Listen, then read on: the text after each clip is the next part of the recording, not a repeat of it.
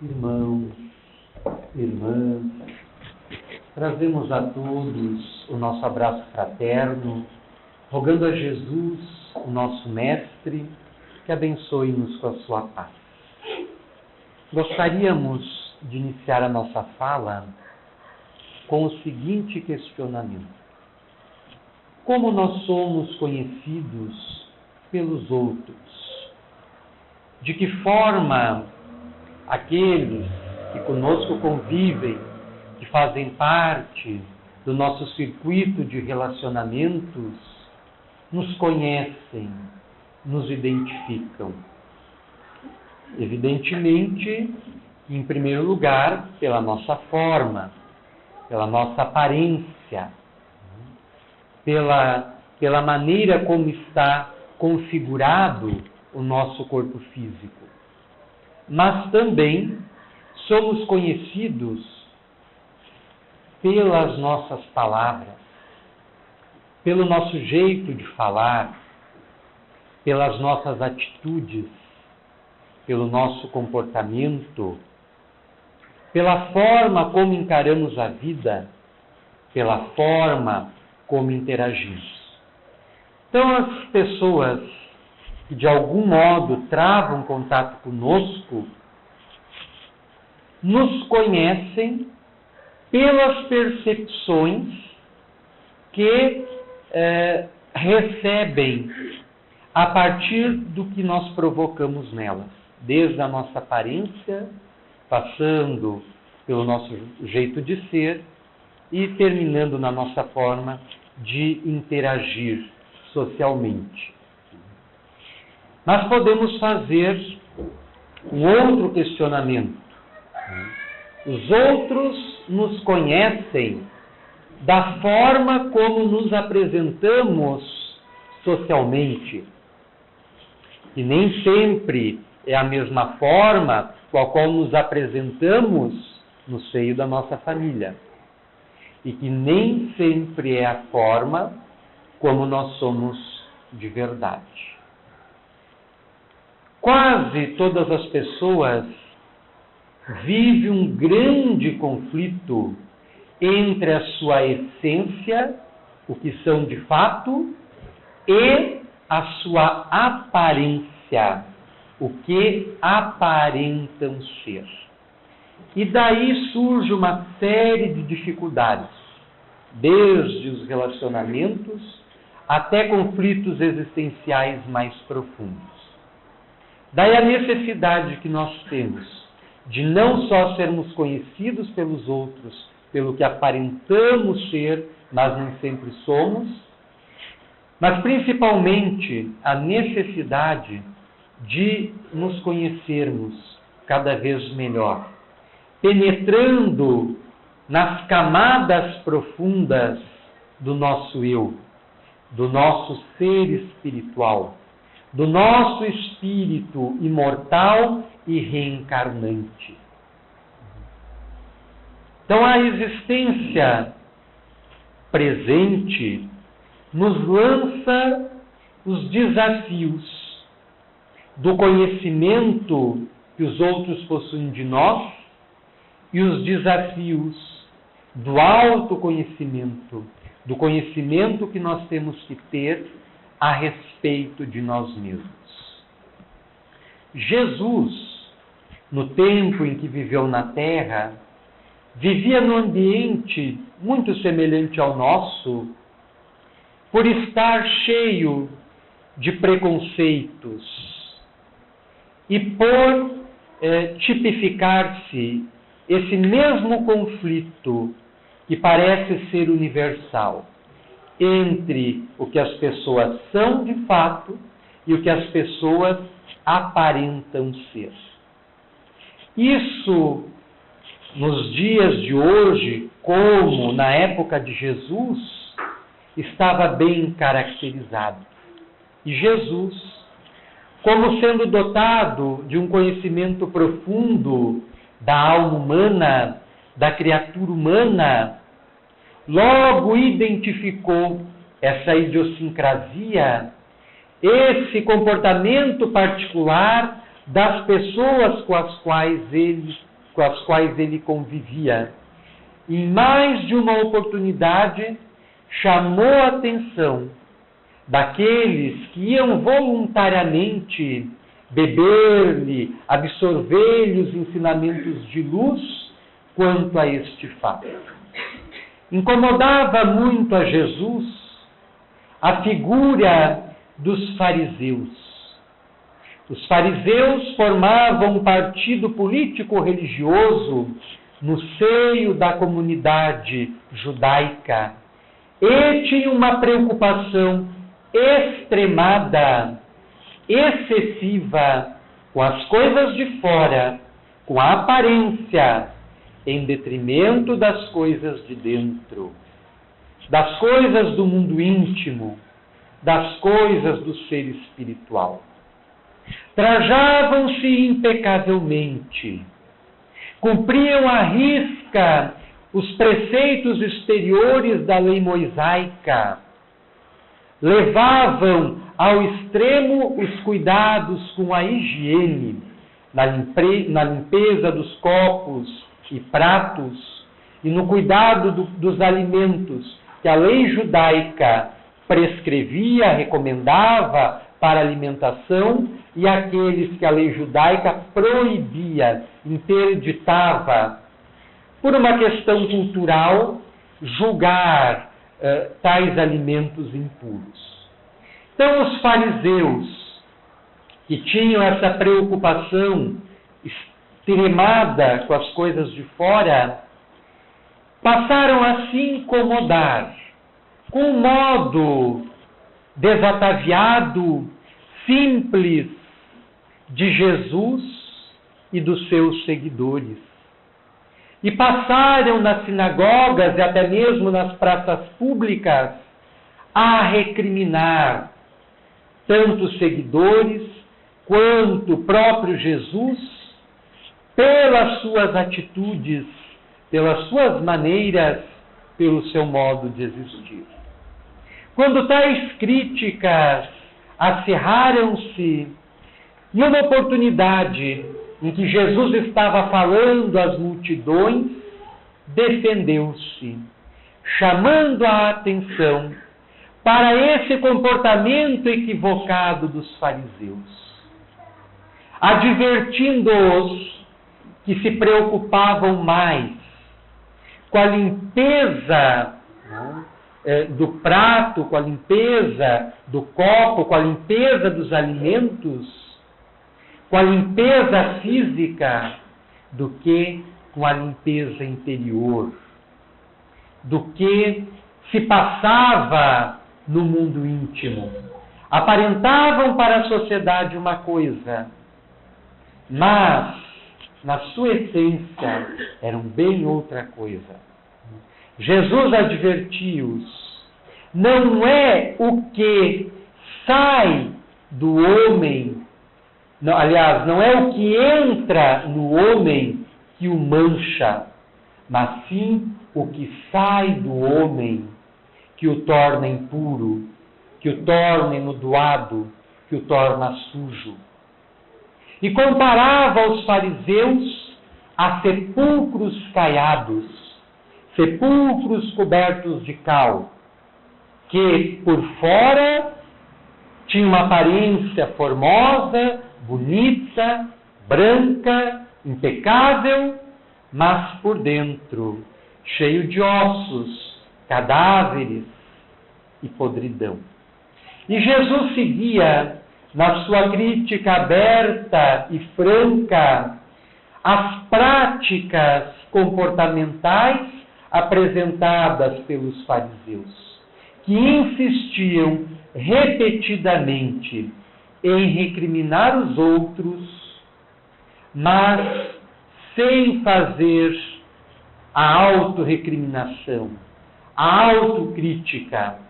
Preocupavam-se mais com coisas de somenos importância, ao invés de atentarem para as coisas mais relevantes da vida. Jesus dizia: estáis presos aos rituais e esquecidos do amor, da misericórdia, da bondade. E essa dicotomia, esse conflito entre ser e parecer, entre essência e personalidade, presente nos tempos de Jesus, como já dissemos, segue presente na atualidade.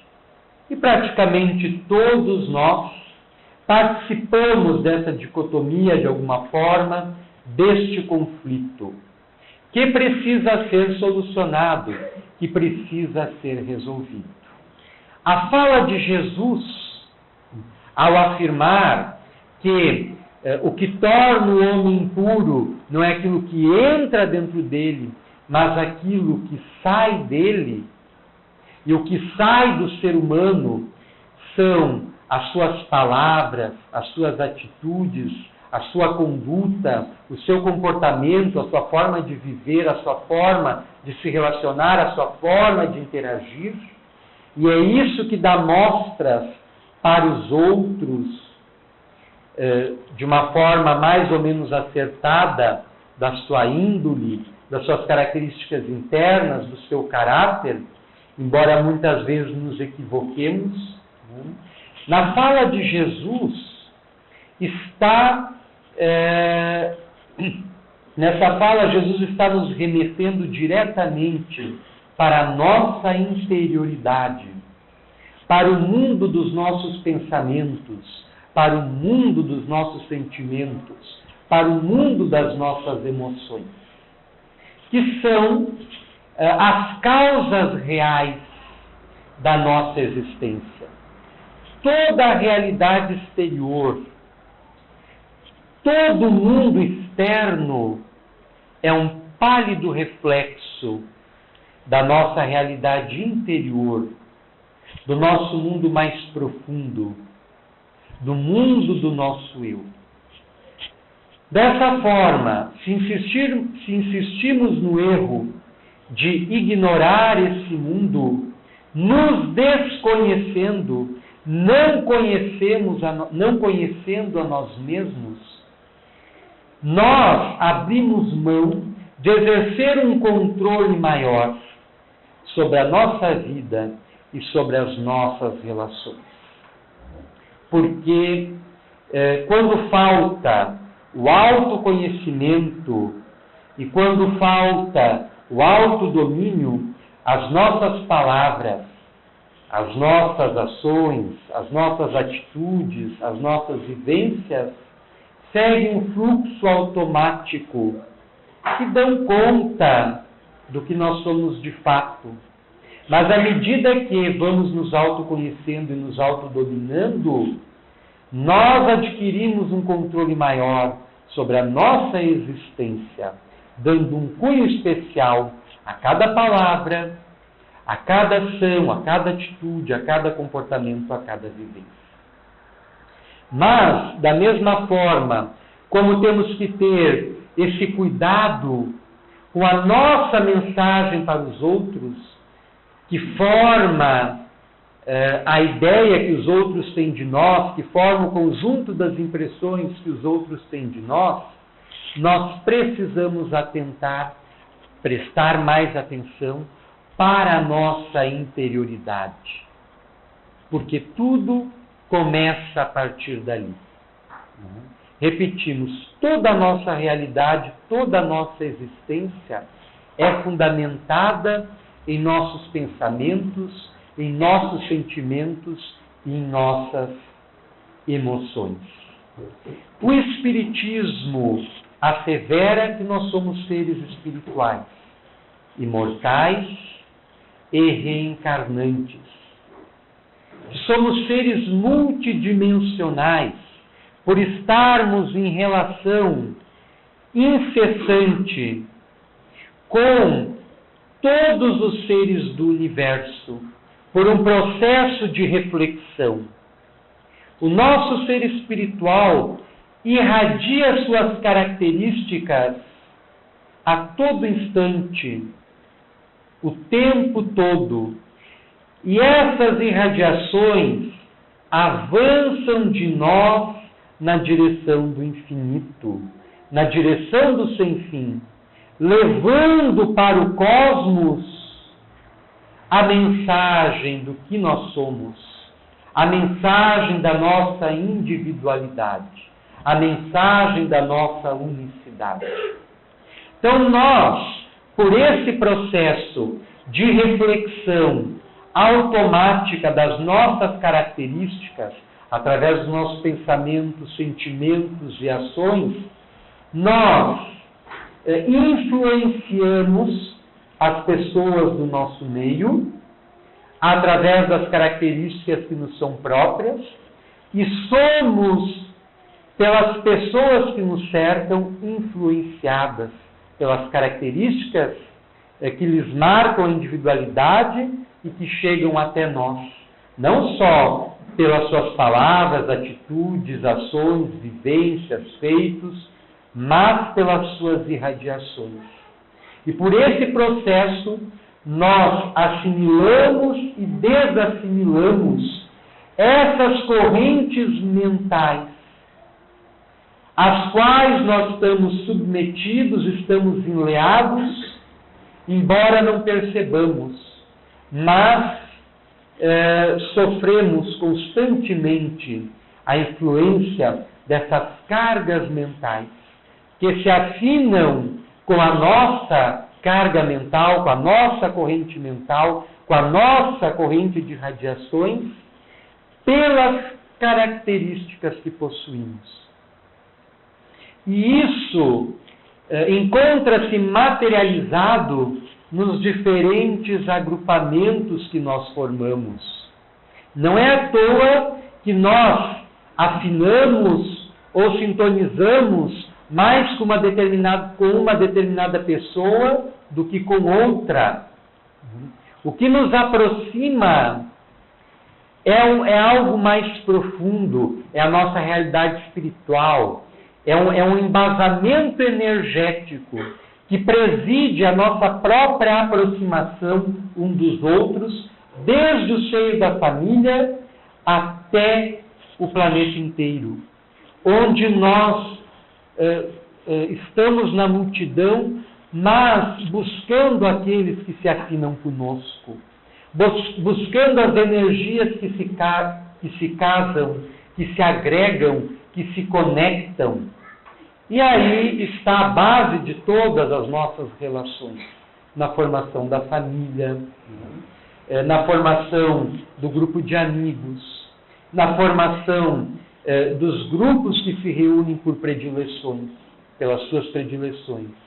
Nós, no momento, pelas características que nos demarcam o ser, optamos por estar aqui, nessa casa de oração, nessa casa de conhecimento, nessa casa de reflexão. Outros optaram por estar em N lugares que atendem às suas necessidades internas, às suas ânsias, à sua busca. Então nós precisamos cada vez mais atentar, prestar mais atenção ao nosso mundo de dentro, investigando a real natureza de cada uma das nossas palavras e de cada uma das nossas atitudes. Porque muitas vezes nós andamos falseando a nossa existência, em sendo, ou melhor, em aparentando ser algo que nós não somos. Quantas pessoas são doces e afáveis no convívio social, mas dentro do lar, por exemplo, são verdadeiros verdugos, carrascos, tiranos. Com as pessoas de fora da grade, de fora da família, são dotadas de paciência, de ternura, de fraternidade. Mas com as pessoas de dentro do lar, irritam-se com facilidade, explodem por qualquer coisa, agridem, não respeitam. Então, nós temos que cuidar para não andarmos em falso, nos auto-iludindo, nos auto-enganando e procurando ser autênticos, ser o que de fato nós somos. Estar em harmonia as nossas palavras, as nossas atitudes, as nossas ações com a nossa essência. Porque, do contrário, estaremos representando uma peça. Estaremos representando o ato de um drama ou de uma comédia, mas não estaremos vivendo a nossa vida. E nós precisamos viver e viver com autenticidade, viver com verdade, viver a nossa realidade de uma forma íntegra. Um médico, que se não nos falha a memória, era inglês, chamado Edward Bach, que é o pai da moderna medicina floral, existem os famosos florais de Bach. Ele escreveu um livro muito interessante, um livro que não é espírita. Intitula-se Cura a Ti Mesmo. E nesse livro ele chama a atenção para a dicotomia entre o ser e o parecer, a essência e a personalidade.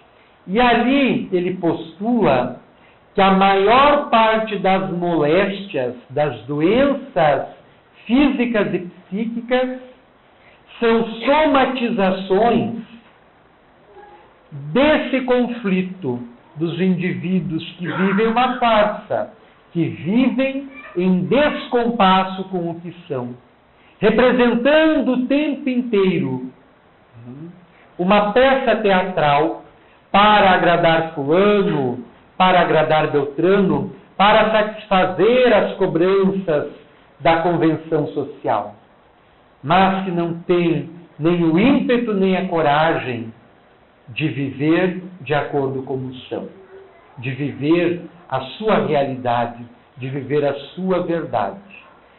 E agregando a sua terapia floral, ele recomendava como medida primeira a solução desse conflito. Cada um procurar viver de acordo como é de fato. Daí a necessidade das nossas palavras e das nossas atitudes representarem a nossa intimidade, os nossos conteúdos mentais. Evidentemente, nos cabendo a responsabilidade de policiar, vigiar, controlar essas palavras e atitudes de modo que estejam de acordo com os nossos interesses internos, mas também de modo que estejam de acordo com os interesses divinos, de acordo com o bem, de acordo com a justiça maior, de acordo com as leis que nos governam a existência. Então, precisamos ter um cuidado triplo. Primeiro, com os nossos pensamentos, com a sua natureza, com os padrões mentais que nós formamos, porque nós podemos enganar-nos uns aos outros, podemos até mesmo nos enganar, mas nós não temos como enganar aqueles que abandonaram o país das aparências, aqueles que abandonaram o mundo das formas para adentrar no país da verdade, no mundo das essências, que é o mundo espiritual. Os espíritos que nos cercam nos veem tal qual nós somos. E eles presenciam, porque a nossa comunicação, embora se dê de diferentes formas, aqui no momento estamos adotando o código da linguagem falada, eu estou pensando, estou raciocinando e estou traduzindo esses pensamentos, esses raciocínios em palavras.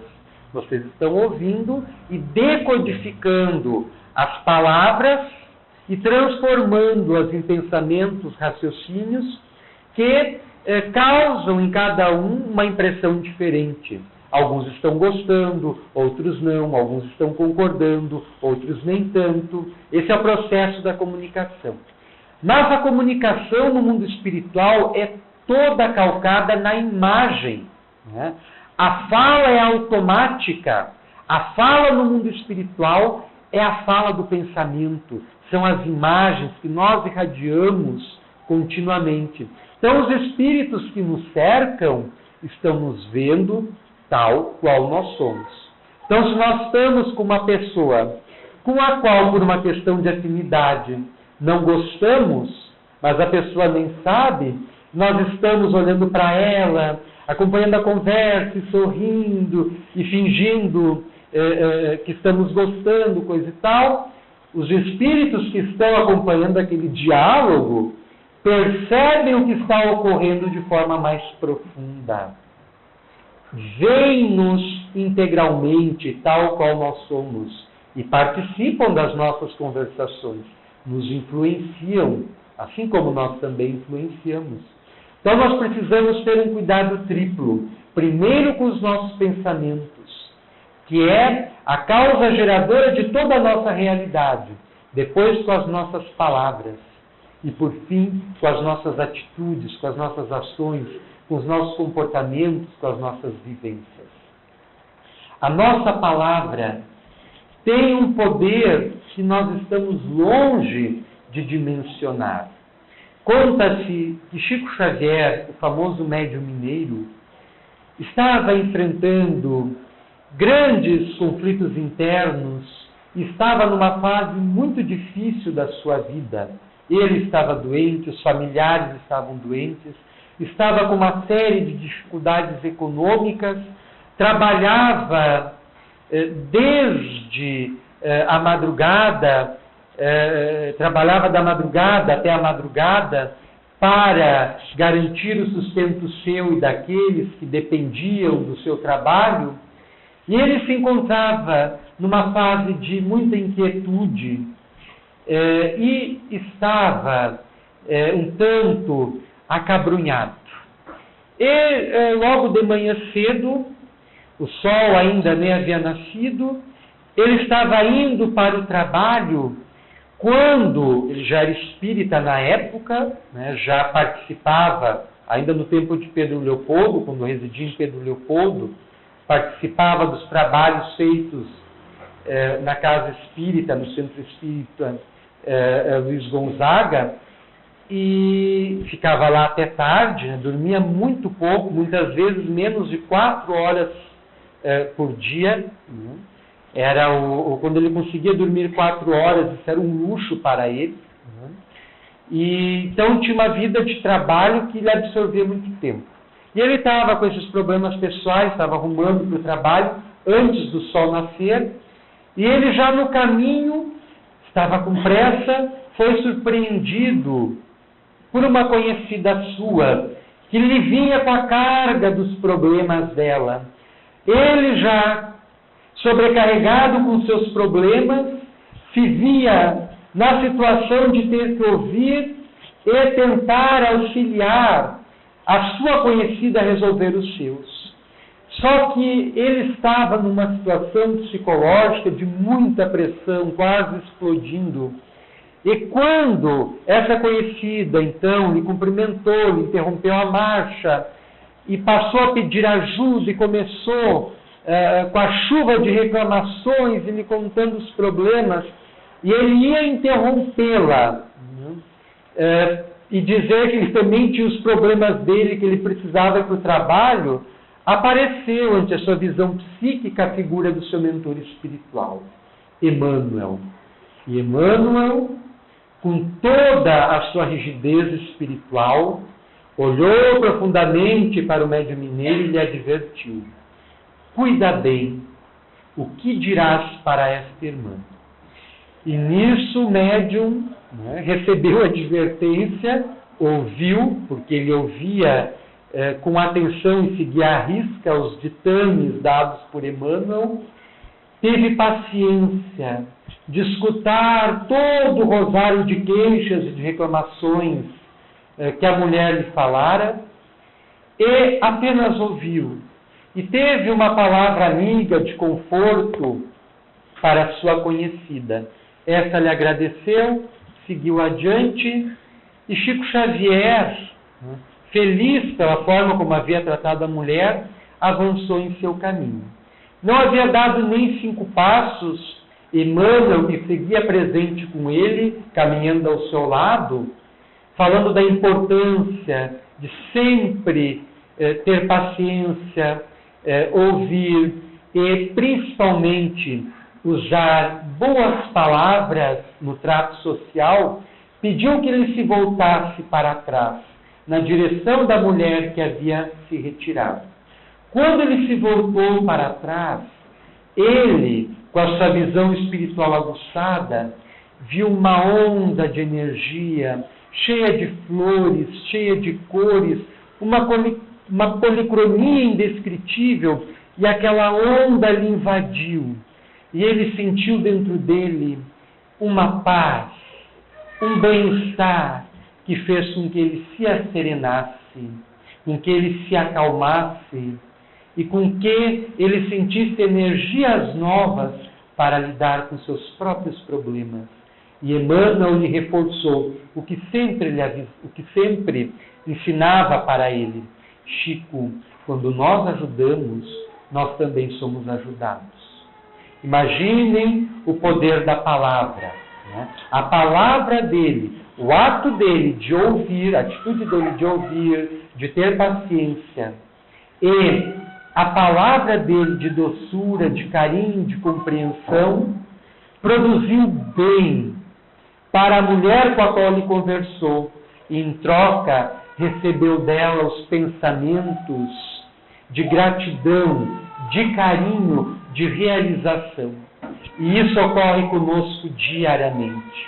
Nós sofremos o impacto direto das irradiações que nós arrojamos de nós para os demais e que os outros arrojam de si próprios para nós. Sem falar nas vibrações que a nossa presença, que as nossas próprias irradiações despertam naqueles que nos cercam, que se casam com a nossa, formando uma verdadeira simbiose energética, laços que nos ligam, de modo que muitas vezes os nossos pensamentos, as nossas inquietações, aquilo que sentimos, são percebidos por aqueles que estão conectados em profundidade conosco, quando estão à distância de nós. Isso acontece principalmente com as mães, que jamais conseguem cortar definitivamente o cordão umbilical que as prende aos filhos e vice-versa, né? E a maioria das mães parece ser dotada de um sentido especial e sabe aqui dentro quando o filho não está bem, está sob alguma ameaça ou está passando por alguma dificuldade. Então tudo isso revela a nossa realidade mais profunda, que é a nossa realidade espiritual. Então, sem mais delongas, fica o nosso convite que fazemos para todos nós de prestarmos mais atenção em nossos pensamentos, em nossas palavras, em nossas atitudes, buscando sempre dar o nosso melhor para os outros, da mesma forma que nós desejamos receber o melhor dos outros. Mas o passo inicial, a atitude inicial, deve partir de nós, porque isso evidencia o que nós somos e a nossa disposição de crescer, evoluir e avançar espiritualmente na direção de Deus. Que Jesus possa nos abençoar e nos auxiliar nessa caminhada tão árdua, tão difícil, do conhecimento e do autoconhecimento, estando sempre ao nosso lado, nos amparando, nos guiando, nos fortalecendo, nos intuindo, para que nossos pensamentos, palavras e atos possam ser o que de melhor tenhamos para oferecer ao mundo, para oferecer ao universo sem fim. Que Jesus nos abençoe.